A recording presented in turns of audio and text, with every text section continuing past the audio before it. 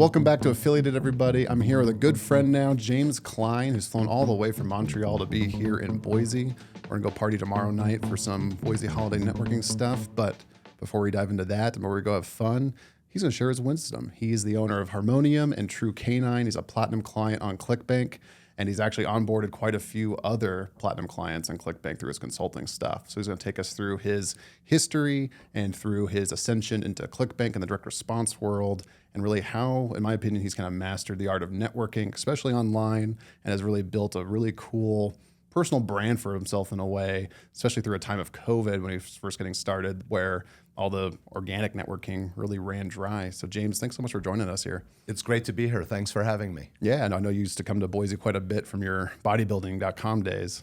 Absolutely. Yeah. This is approximately my 25th visit to Boise. Approximately. But I haven't been here since April 2018, so I'm way overdue.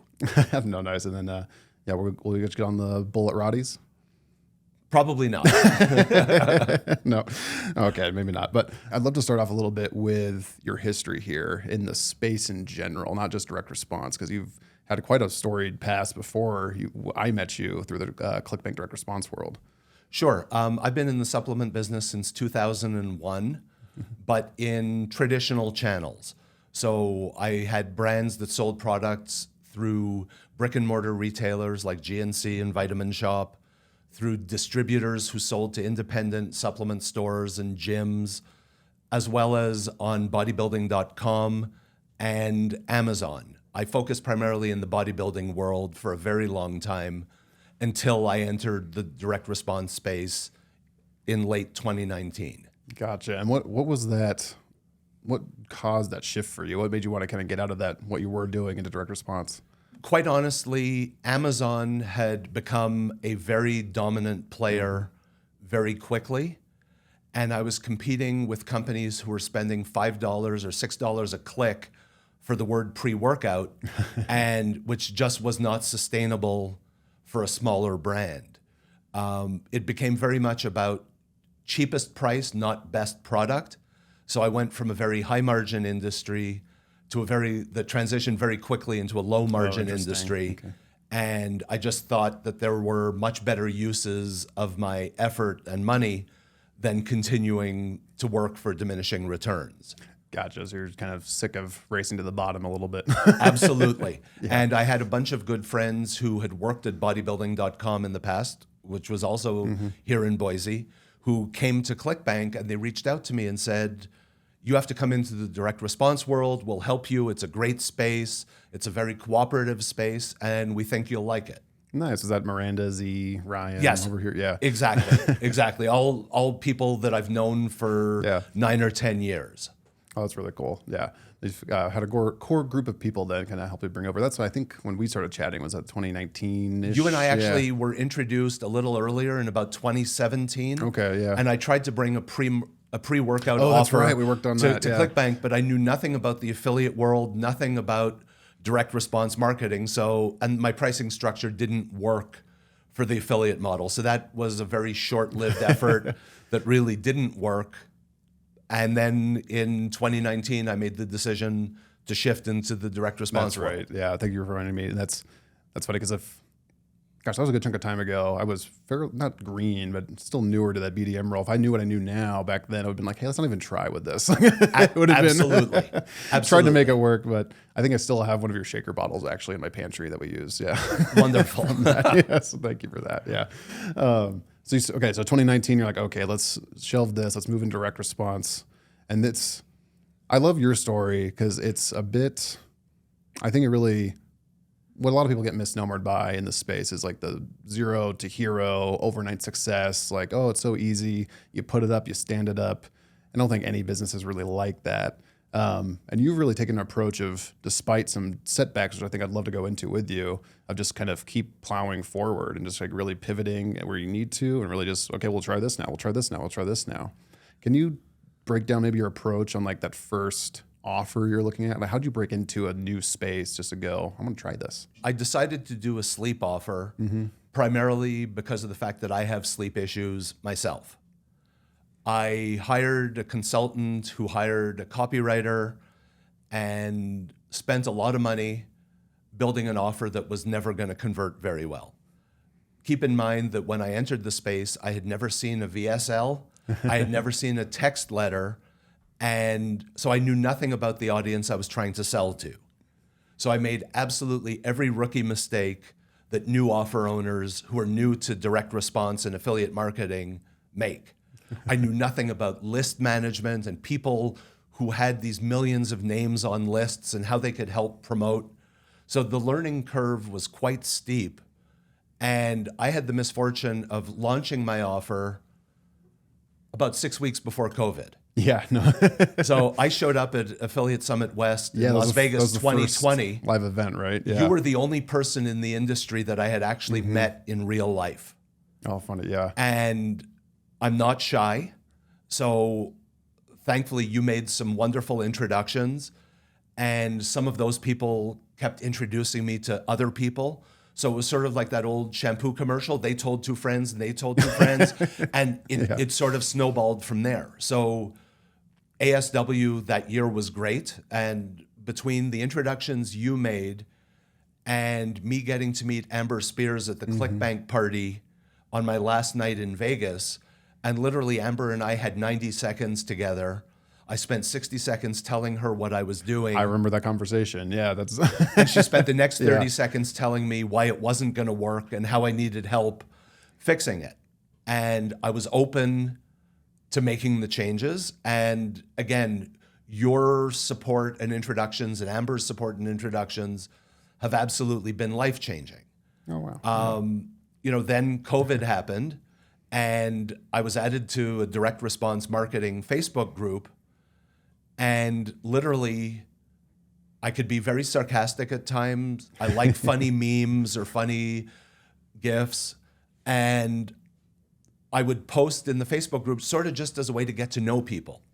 And I commented on a lot of posts. And for the first 18 months, until I showed up at Affiliate Summit East in New York in May 2021, my only contact with people in the industry was really via Facebook to get to know them, and then via Zoom. So in many ways, it couldn't have been worse in terms of timing, but I've been very blessed to meet wonderful people via that Facebook group who have become close personal friends, as well as people I do business with. Because imagine when you got to New York, it was probably weird meeting people face to face for the first time, but you had somewhat of a warm connection there. Very much so. So without that Facebook group, I probably wouldn't be in the direct response world today. I probably would have just shut it down and found something else to invest money in. Yeah, and that's the Direct Response Marketing Partners Group, which I moderate with Liz and Dee. It's private. I don't think you even search for it in Facebook anymore. Correct. They locked it down completely. But if you want to get connected into that group, you need an invite from someone like myself or James, so you can reach out to us if you want to get active in there. And it's heavily moderated, I'd say. It's not heavily moderated on content. It's heavily moderated on participation, right? Yes. Yeah, and so the whole thing about any Facebook group like that, if all you're there for is to suck information out of it, but you don't add any value, then you shouldn't be in the group. Yeah. And I'm a big believer in adding value when I can, whether there's something in it for me or not. I like helping people. Yeah, I noticed like when you act in that group, some really positive things I see you do is, right, if you don't know an answer to something, you probably know somebody and you're tagging people in comments so they can jump into those threads if they haven't seen it. Or you're just offering to chat and hop on the phone with newbies to the group and just get to know people. Absolutely. Yeah. I'm probably on 2 to 3 1-hour Zooms a week, just with somebody who wants to pick my brain or needs some advice. And I remember 3 years ago, I was that guy. Yeah. So, and there were people who were very generous with their time to me. So I'm happy to give back to the community as well. Yeah, I think that's one of the big things I love about this space, that people usually are very forthcoming with information and willing to help. And I find that it's kind of game respects game a bit, right? Even if you have a small game, it's like people can see that you're trying and see that you're implementing and that you're taking advice and using it, and they're more likely to help you. Very much so. And coming from the weightlifting/bodybuilding world, where most offer or product and brand owners were ex-competitors who didn't like the other guy because one of them beat the other in a bodybuilding competition 15 years earlier, you couldn't get 10 offer owners or company owners in a room together because there was so much testosterone and everything became a measuring contest. Whereas I was blown away in this space. One weight loss offer owner promotes another weight loss owner's offer. And I think it's absolutely amazing. The level of collaboration and people working together was very shocking to me early on, but it's wonderful to see. Yeah, no, it keeps me really energized in the space with that. With that year and a half of kind of lockdown when you were, and you guys really locked down in Montreal too. Yes. In every sense of the word. When you were in that and networking online and trying to get your offer rolling, how'd that go? Like, was that? Oh, the process for somebody who's new to direct response, there's a 6 to 12 to 18 month learning curve. Mm-hmm. And, I see offer owners who just think because they built an offer that it's magically going to convert on day one. It doesn't happen like that at all. And sort of what changed the paradigm for me is after a year of constantly tweaking what in retrospect ended up being really bad copy, one day I reached out to Stefan Georgi via Facebook Messenger. I'd never met him. We had interacted a little bit via Messenger, and I said, I need some advice. When do you blow up an offer and just start from scratch? Because what you have is no good. Blow up not meaning scale, blow up meaning press the dynamite. Shoot this thing in the backyard and bury it. Yes. Gotcha. So, and Stefan was very generous, and he said, send me the Google Doc, give me a couple of days, and I'll get feedback to you. And literally 10 minutes later, he messaged me on Messenger saying, oh no, you have to blow this up and start over. This was the sleep offer? This was the sleep offer. And we had spent months trying to tweak copy and make it convert. And the lead was wrong, the hook was wrong, the whole pitch was totally wrong.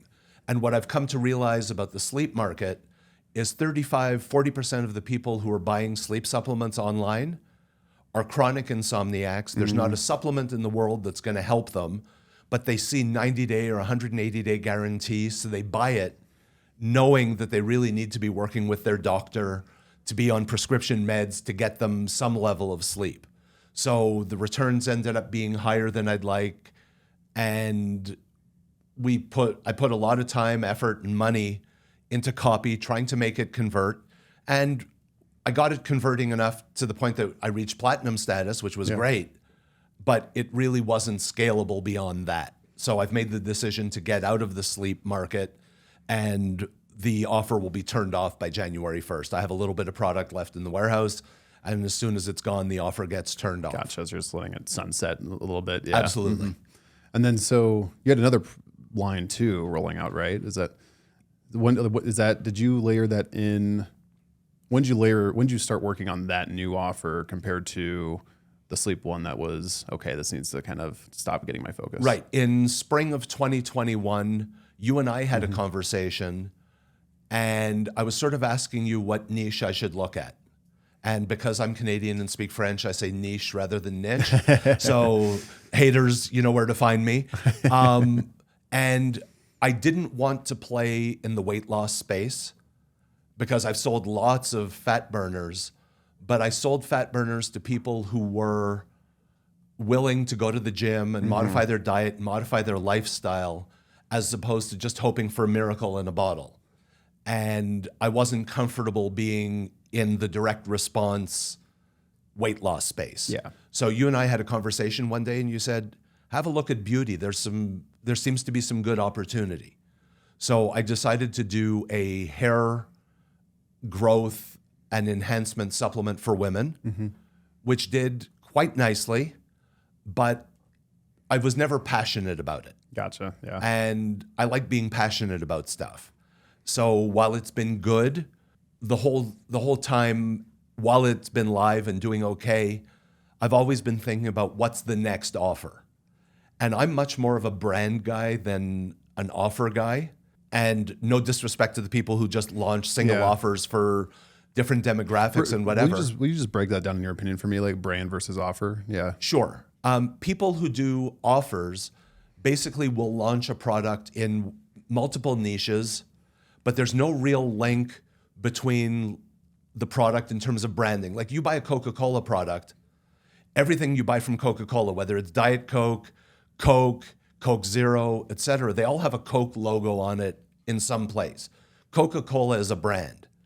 The offers are basically standalone, no link between, they might have 5 different products, but there's no common branding necessarily. They're really just individual standalone offers, or there might be 1 or 2 products that are there for the upsells and downsells, but it's not a traditional brand approach where everything is highly branded. Like, for examples in this space, if you look at Organifi, Organifi is a brand. Paleo Valley is a brand. Bioptimizers, right? Bioptimize, they're a brand. Whereas some of the other products are really just standalone offers. Sure. And I respect those offer owners tremendously because they know that their product generally has anywhere from a 6 to 18 month life cycle. So while their product is scaling, that they're all working on the next product so that when the first one that's running starts to lose some legs, they have something to replace it with. But there's not necessarily any link from product A to product B. It's not a new and improved, it's just a different offer totally, with not necessarily any commonality in packaging or a link from between the 2 products. No, thanks for breaking that down. So when you're building out offers, you're thinking of it in the brand capacity? Yes, yeah. I'm a brand person, and I'm much more comfortable with a slower, steadier brand approach where if things go well, you launch a complementary product every 3 to 6 months, and you build out a whole suite of products that are part of the same brand so that you talk to your customer with a common voice rather than using different voices to promote different offers that might not be linked at all in the customer's mind. Yeah, no, that makes a lot of sense. So you launched the beauty product, the hair supplement. Right, which is called Tressa New. Tressa New, yeah. Which is still live and I haven't put a ton of effort into getting it traffic, but when it gets traffic, it converts quite nicely. Yeah. I've seen those pages. It performs very well. That's still rolling. Correct. And now you're working on the next brand, right? Well, I have a new brand that launched the first week in November. The brand is called True Canine, and our first product is Wild Belly. Sorry, really bad when I can't say the name of my own product properly. So it's Wild Belly, which is a dog probiotic. It's the first dog probiotic on ClickBank. I'm a dog person. It's a way less competitive space than some of the very competitive niches on ClickBank. So I sort of like the fact that I might be competing with 3 or 4 or 5 people as opposed to competing with 50 in weight loss or something similar. That makes sense. So we put a lot of time and money into developing the product. I've partnered with Stefan Georgi on his team on this offer. So I didn't save expense anywhere. I wanted the best. Our offer is very compliant. I'm a big believer in compliance always. And so far, so good. Our AOVs are looking really good. Now it's just a question of getting it enough traffic, doing a bunch of split tests, optimizing it. Yep. Exactly. So we've already tested a couple of different leads. We declared a winner. We're now doing a split test on pricing to see what works better. And on early data, one of them has an AOV that's about $50 higher than the other. So if this continues, that will definitely be our winner. That we have another completely different sales letter, which will be the next test.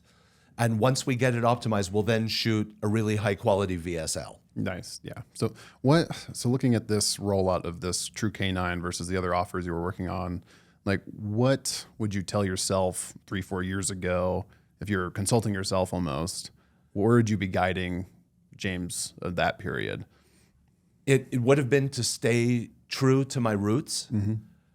I was never comfortable with the early iteration of my sleep offer. Reading the copy again, and it's all based on my lack of experience. We weren't super aggressive. Yeah. But by the same token, I tried to bring my fresh eye to the copy and say, would you buy it? And my answer most of the time was no. We weren't saying that we're guaranteeing somebody 8 hours of quality sleep because you can't make that guarantee. And different people react differently to different sleep ingredients. So for example, melatonin. For the people it works for, it works great. Other people, it has the opposite effect and they get totally wired. So there's not one answer for everybody with sleep problems. And knowing what I now know about sleep and direct response, I never would have gone into the space. Gotcha. So that would have pivoted away from sleep into a whole different brand or Absolutely. opportunity. And I'm not sure what it would have been going back 3 years, but in retrospect, it should have been something different for sure. Sure. Let's assume offer A was sleep and it was going. Like, what are some mistakes you think you made along that way, intentional or not, that could have been overcome? Well, it's basically just what I've now learned about how to test and launch an offer. I was very much in the build an offer and they will come kind of mentality. I thought the hard work was building the offer. Right. No, that's the easy part. The hard work is getting it traffic, trying to scale it and optimize it. That's where you have to roll up your sleeves and put in the really hard days. Yeah, I joke with people. I'm like, oh, cool, you've done the hard work. Now you have the hard work, right, of scaling it. Because it's true, right? You get something off the ground and it's rolling, or it's not rolling, but you've got it off the ground. You're like, yeah. And now it's like, oh, now we have to get traffic for it. Right. It's like, so I knew nothing about buying email drops. Yeah. And I knew nothing about list management and realizing that there were people I could rent lists from to drive traffic to the offer to see how it works. So how'd you start breaking into that? Because you were stuck, you had your offers. Like, how'd you start beating your head against the wall trying to win traffic? A lot of it was just sort of begging people for traffic. You know, how much commission do you need to be able to sell this or to promote it and try to get me some sales? And I never had a proper testing plan in place.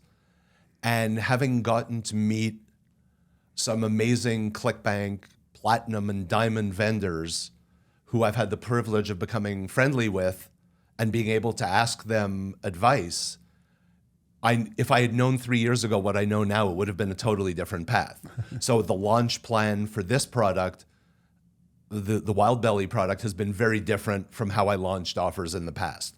I was just trying to leverage relationships, whereas now we have a proper testing budget for list rentals. And because it's a dog product, 40% of American homes own a dog.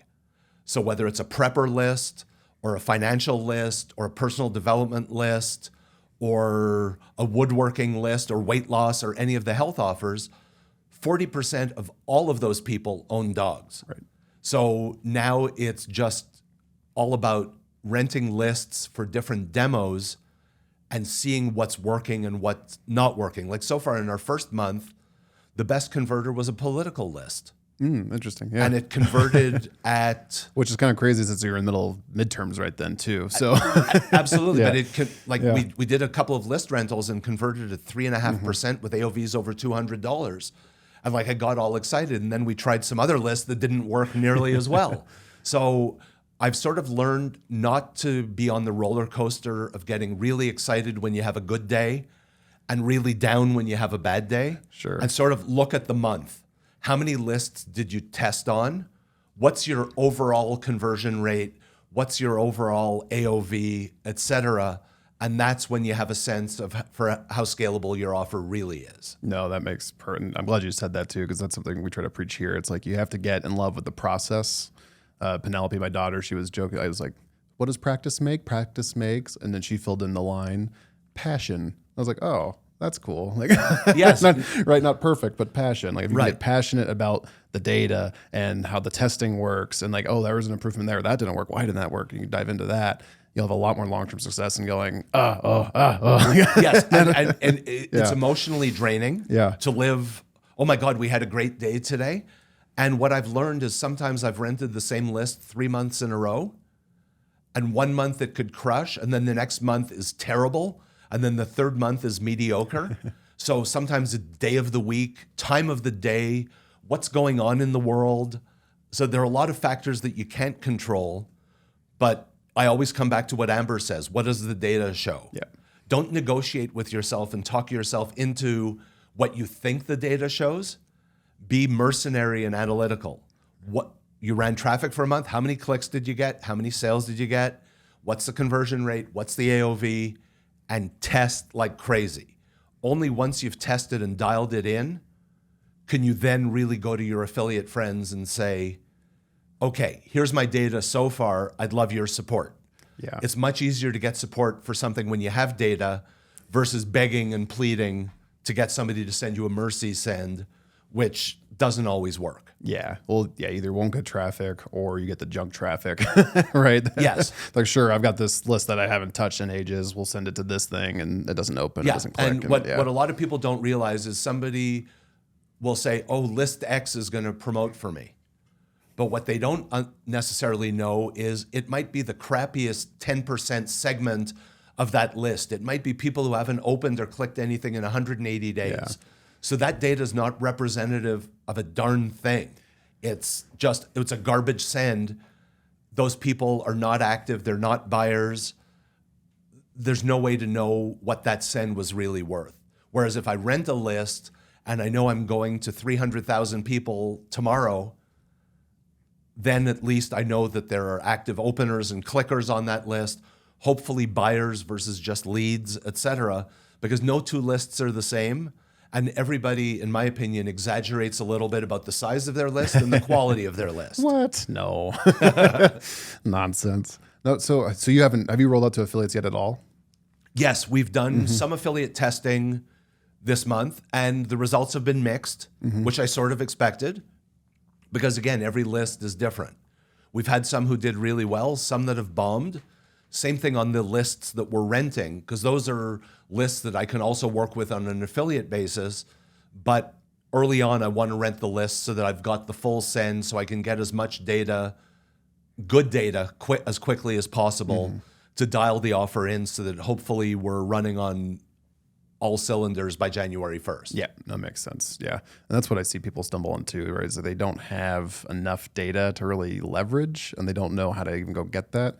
But if you're starting out, like if you were going back to like your previous brands, like would you be taking capital to kind of get those going? Or do you think it can be done if you don't have capital invest in traffic? If I've put it all into, I've got 50,000 units in my warehouse, I need to get these out and I'm already $100,000 in the hole. Like, right. Well, first of all, never build 50,000 units of anything until you know that you have a proven offer. So that's a mistake I see a lot of people making.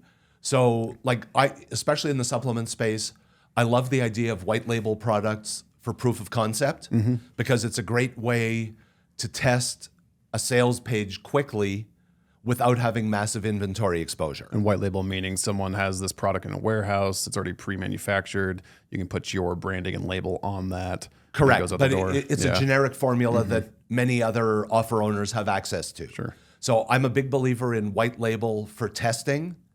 Once you see you have a converting offer, my opinion as somebody who's been in supplements for 21 years is I would prefer a custom formula over a white labeled formula at scale. But definitely I'm 100% on board with using a white label product to prove your sales offer and see that it works. Yeah, I think it makes sense, especially if you're new to supplements, because you can learn the ins and outs of the manufacturing world once you are ready to tackle that versus I just need to test if this hook, even if this has legs, right? Absolutely. And unfortunately, during COVID especially, lots of people were led to believe that it's easy to go into the supplement business.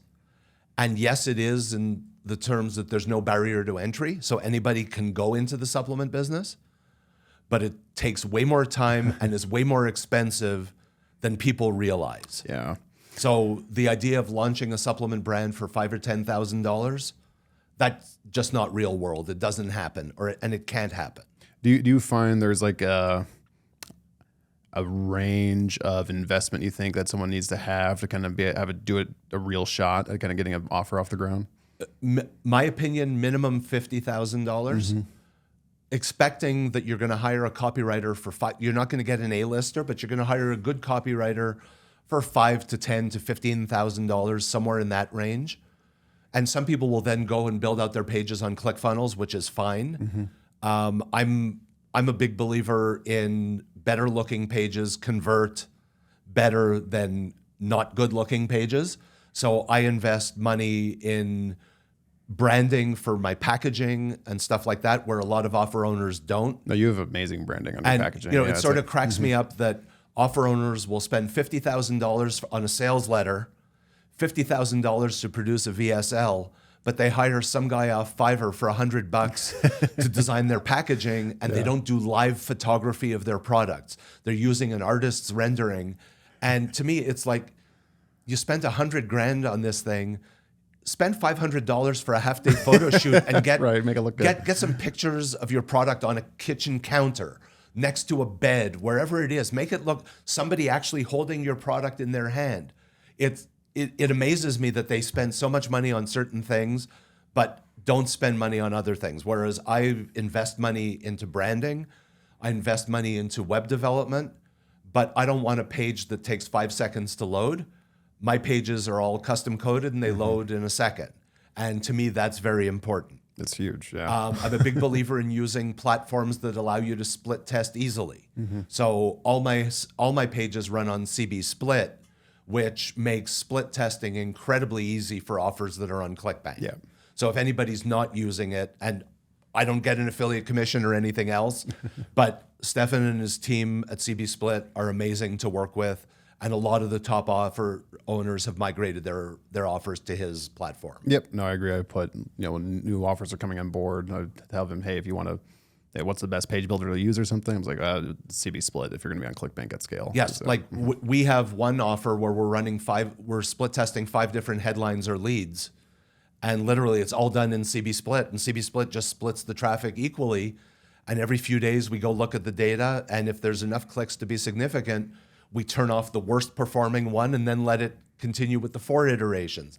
And then turn off the worst one until we're down to the 2 where we can really declare a winner.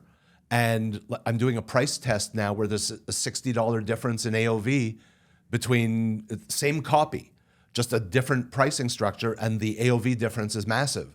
So I just need another 100 sales for it to be statistically significant, but I'm convinced that we'll keep the higher price because the conversions are maybe 10% lower, but the AOV is 50% higher. So just do the math. No, it's looking at that conversion to like customer revenue versus conversion is important, right? And that's the big shift we've seen in the last 2 years is the AOV can get shockingly high when you're testing that. And yeah, conversions do suffer a bit, but not nearly enough to offset that average customer earning that you're bringing in that's hitting your page, or web visitor earning, right? That's hitting your page. Absolutely. Yeah.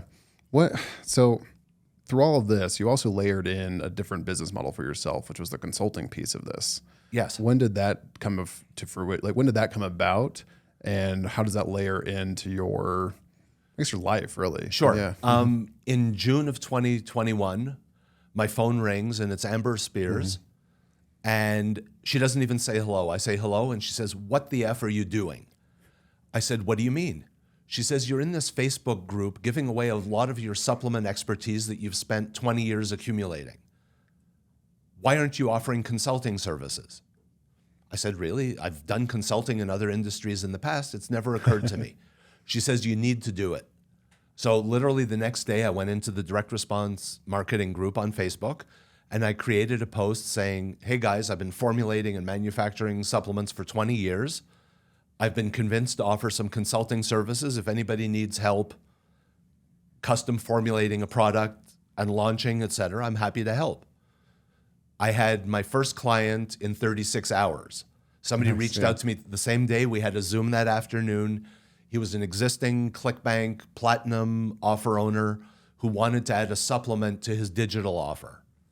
And it sort of grew from there. And I met some other wonderful ClickBank Platinum vendors, one of whom was in the personal development space, and decided he wanted to enter the supplement space. So I helped him formulate and brand and build out 4 different supplement products. And then later, and sorry, to take a step back, that was June of 2020, not 2021. In summer of 2021, I got somebody from the direct response group asked me to jump on a Zoom, and they said, "I've seen you offering advice and that you do consulting," and they wanted to launch their own offer. And they had 5 years experience in the space. The offer owner knew what they wanted in terms of the product niche. They could write the copy, they could produce the VSL, but they wanted just general coaching and just to buy my time to be able to advise them along the road. And I said, sure, let me think about it. And I called Amber and said, what do I charge? And Amber came back to me with a range, and I reached back out to the potential client and said, okay, you can buy a 10-hour block of my time for X amount of money, and I'm happy to help you. A month later, somebody else from the direct response group reached out to me, a digital offer owner who wanted to add a supplement. And the digital offer owner is in the practitioner health space. And they had built a great business on Facebook. And I said, sure, I'm happy to help you with a supplement, but let's spend a few hours. I want to understand your business. And when I took a look at their business, they were scaling wonderfully and had built a great business on Facebook ads. And I said, okay, why aren't we, and I said we, because I was part of the team already 2 days in, I said, why aren't we offering this to affiliates? And the response was, what are affiliates? Right. And so talked the offer owner through it. And I reached out to you, and the three of us jumped on a Zoom. And very quickly, we identified some opportunities. So I had never worked on an info product before, but helped the offer owner build out a high-ticket info product, and then launch a couple of ebook funnels, and then launch a webinar funnel. And I love being part of the process. I have a very busy mind, and my mind very rarely shuts off. But if I'm working on the same thing for 8 hours a day, I get easily distracted. I probably have ADD or ADHD. Sure. I've never been evaluated, and Ritalin would probably change my life. But what's going really well for me is in doing this consulting work, I get to work on somebody's problems for an hour. Then I'm working on my offer. Then I'm dealing with another client. And I've been incredibly blessed, and I don't use the word blessed often. There's not one person that I've dealt with on a consulting basis that I don't personally like, consider a friend. Some of them have young kids who I played Elf on the Shelf with last Christmas. Like, they would be on their parents' Zoom and like, James, do you see the elf? And, so I've gotten to know these offer owners personally, as well as just helping advise them on their business. Ultimately, I'm only as good as the offer owner's ability to implement. I can give people all the advice in the world. If they can't execute on it, or they think they know better, then maybe it's not destined to be a long-term relationship. But the clients who've had the most success, I would say that they've probably somewhere between 5x and 10x the money they've spent with me. And there are a few of them who refer to my fees as an investment rather than an expense, which gives me tremendous pleasure. There's times where I get more pleasure hearing one of my consulting clients say, I just had the best month my business has ever had, than in me having a good month with my own offers. So it's been very good for me. I like working. Somebody said to me, well, you're getting older. Are you going to retire? And absolutely not. I'll never retire. I love the action. I live for the adrenaline. So I work 60 hours most weeks, spend a lot of time on Zoom, have a ring light, which is something I never thought I would own. So your Zoom setup has improved quite a bit over the years. Yeah. Well, I learned the lighting angle from seeing a picture of your ring light one night. So the Zoom setup has definitely appeared. Now I need a good microphone, so that's my next step for sure. But the consulting work has been very rewarding. Totally freaked out and had major imposter syndrome when you and one of your colleagues had a meeting with me at TNC in September and asked me to be part of the ClickBank Experts program. Yeah. And I think it's the first time we've teased it on here. So so by the time this comes out, I'm assuming the Experts program will be live. Yes. I'm going to knock on wood for that, but Right. it definitely should be. So apparently I'm one of, I don't know exactly how many, but probably 6 or 8 experts that ClickBank will help curate and refer offer owners or people to certain experts who can help them accelerate their process. And what I strive, and again, major imposter syndrome when you guys asked me to do it, but I'm thrilled to be part of it because you guys are amazing to me and all of the clients that I onboard with you. And, I'm very loyal, and you guys have never done me wrong, and I know you won't. But what I try to do with my consulting work is help an offer owner accomplish in 3 or 4 months what would normally take them a year to do if they were on their own. Nice, yeah. So, because you've been in that 1.5-year grind. oh yes, I had dents in my forehead from Yeah. banging my head on the wall. Absolutely. And there's different costs in running a business. There's hard costs in terms of cash you spend, but there's also opportunity costs.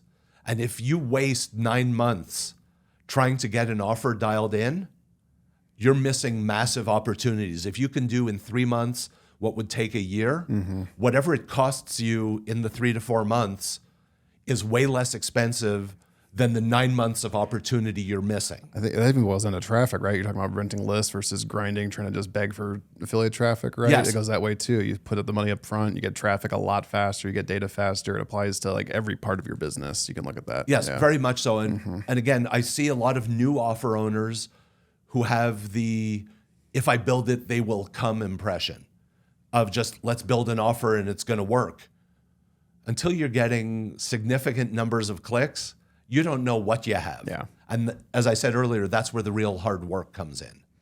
Yeah, no, that's we really believe here it's like the right people, right time mantra, right? So it's like if someone's coming across our desk or on a Zoom or at a conference, whatever it might be, and we're chatting with them and we realize that they need help with whatever it could be, we want to be that connection point for them, right? Whether it's related to ClickBank or not. It's like, hey, it really sounds like you want X. It really sounds like you need help with Y. You should talk to Z, right? Right. And kind of help bridge those connections and try to help them get to that next step faster. And that's what we see with you, right? It's like you've been able to take these people, and I was chatting with our mutual clients, just with them, right? You weren't around, but Right. They brought up, they're like, man, James has tremendously changed our business. He gets from not just a supplement, from a whole offer, from fruition and idea to scaling, right? Better than anyone I've met before. And there's probably people that are better at you in each one of those cases, right? Like copy Sure. or traffic or whatever it might be. But right, you've got a very good mind for seeing the start and the finish and identifying the gaps along the way that someone needs to Yes, and I overcome. guess that Yeah. comes from 40 plus years as an entrepreneur. Yeah. And the one benefit I had is I realized in my teenage years that I'm not wired to be an employee. And so I always wanted to do something entrepreneurial. So I understand the pains that other entrepreneurs go through. Yeah. And, like I've been very lucky to meet some amazing offer owners who've given me advice. Like I never realized the value of an email list. I thought the email list was just, hey, send them a special once a month or whatever, not realizing how much that email list is actually worth. And the best advice I got about email lists was from our mutual friend, Brad Howard, who said to me, just because somebody's on your email list today doesn't mean you own them forever. So don't spam them. Don't email them 5 times a day, but monetize them while they're on your list, because at some point they're finally going to unsubscribe or stop opening your emails, or you're going to go to spam. Yeah, I feel like I see a lot of brands who want to grow into direct response, and there's a lot of stumbling blocks they hit along the way, even though they might be an 8-figure company, right, or 9-figure in some cases, but they're all fully branded in e-com, right? Right. They want to go, well, we need some offers, we want to build this, and they hit a lot of stumbling blocks, whether it's copy. The big part of that is that email list piece of it, and like that inability to be an affiliate to those customers for other brands. Not that you need to do that aggressively, Right. but there's a way to monetize past your core product line and really grow your revenue stream with that email. Sure. And certain very branded companies don't mail third-party Yeah. offers. And I totally understand that as well, especially if you have a line of 10 products. If you have 10 products, you have enough stuff between your products plus blog posts, information, et cetera, where you can be emailing your customers every day, keeping that dialogue ongoing. But if somebody owns an offer rather than a brand, there is no reason for them to not be promoting third-party offers once a day or even twice a day, because you get the squeeze from the lemon while that person is on your list. Yep. So, again, don't spam them. Don't get reported for spam. Don't risk your domain reputation. But certainly there's a way to layer in third-party offers, especially on non-branded companies. Yeah, 100%. Even with branded stuff too, as I was chatting with someone a week or two ago, I was like, well, okay, so sure, you can't touch your list. Like, that's fine. What other channels do you have? Like, oh, we've got a top podcast in our niche on XYZ. It's like, well, cool. Like, not everyone's going to be a perfect guest for you, but there's going to be those personal brand people out there with their offers that if they need a reset, they could be on your podcast instead of you doing a blast for them, right? Yes. There's lots of ways you can cut a deal to make it mutually beneficial than just send for me, I send for you. Right. And I see that a lot with the digital offer owners, especially, who, if they're helping somebody with back pain, for example, that person is very likely also to have knee pain or shoulder pain or whatever. So if you have a back pain offer and you don't have an offer to help with knee or ankle or shoulder, promote somebody else's offer, because more than likely that customer has multiple issues.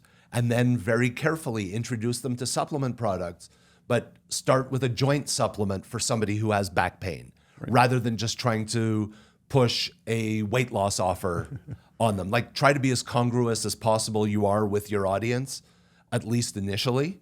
It is a very big thing that I try to do with all my clients, and I'm doing for myself as well. Like, we're renting dog lists, we're promoting other dog offers, because dog offers in many cases will spend more money on their dog than they do on themselves. Some of them love their dogs more than they love their kids. So why not offer them quality products that can help improve Rover's life? Because we all want our dogs to live forever, right?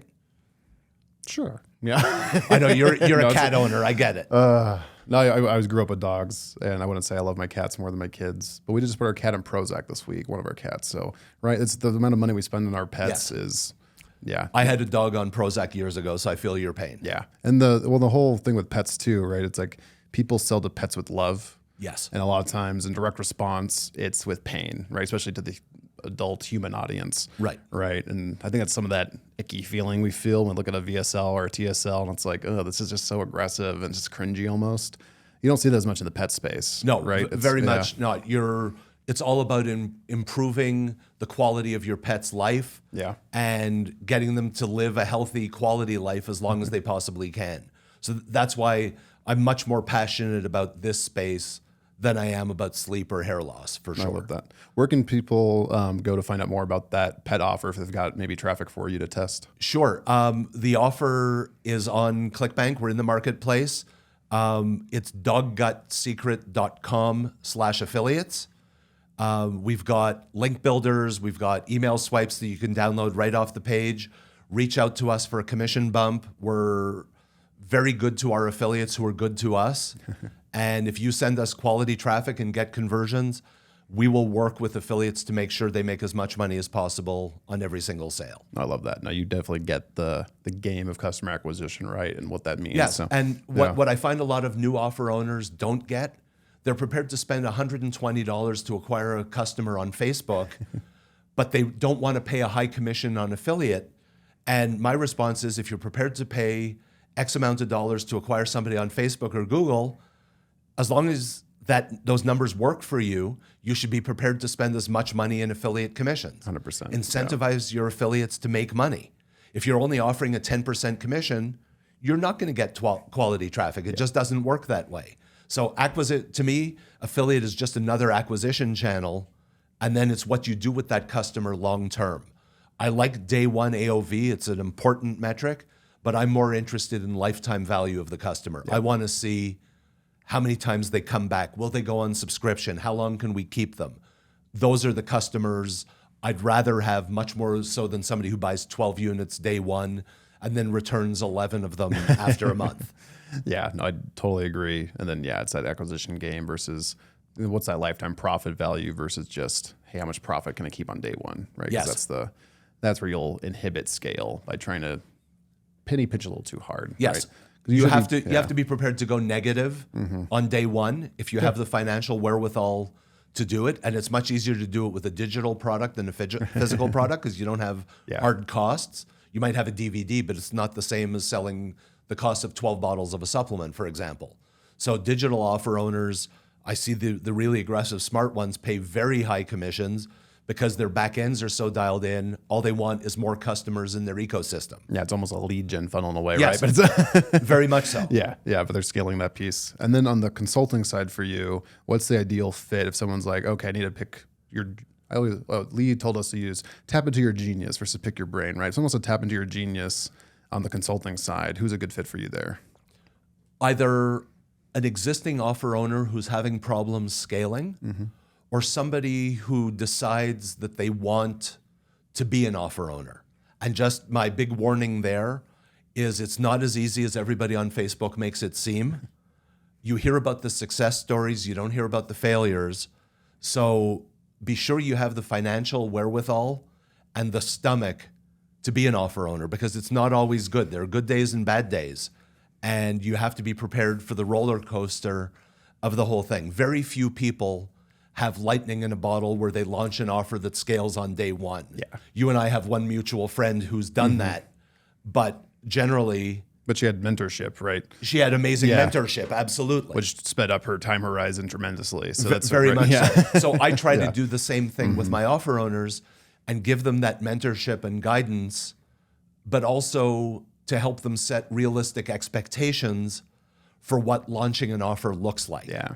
You don't go from $0 to $100,000 a day in month one, unless you have your own massive internal email list where you can do that. But for most offer owners who are starting out, who don't have a good sized list, it's okay, you want your first $1,000 a day, then you want your first $2,000, $5,000, et cetera, et cetera. And hopefully every day or every week gets a little better, but you're going to have down weeks also. Yeah. Like it was Black Friday week.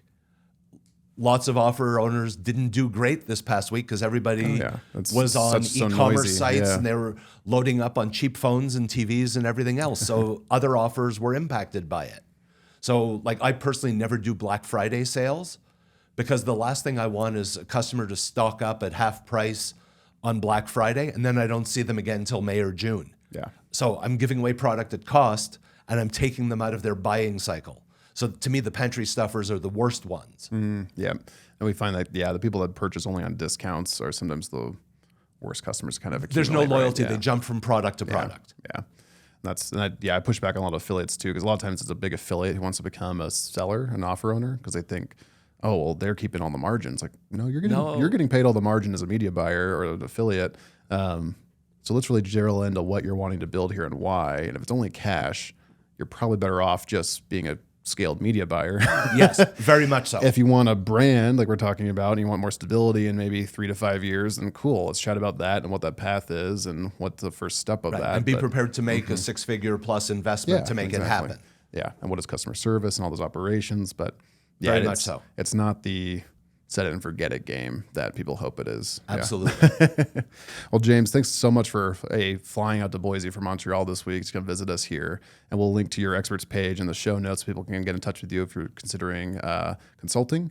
And then we'll make sure to link to the True K9 affiliate page that you referenced earlier so people can find that if they've got traffic for you. And I'd highly recommend jumping into that direct response marketing partners group where you can see James share all kinds of memes, mostly appropriate ones in that group. I save the inappropriate ones for text. Yeah, mostly appropriate ones in there. No, James, you've been a plethora of information to this niche and to our whole space.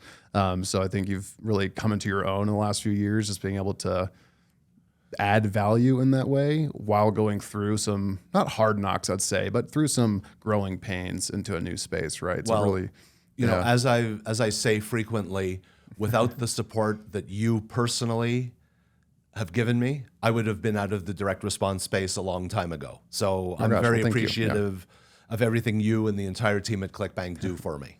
Well, again, game respects game, right? So it's like when we see someone working on it, happy to invest any advice we can give to help that continue growing.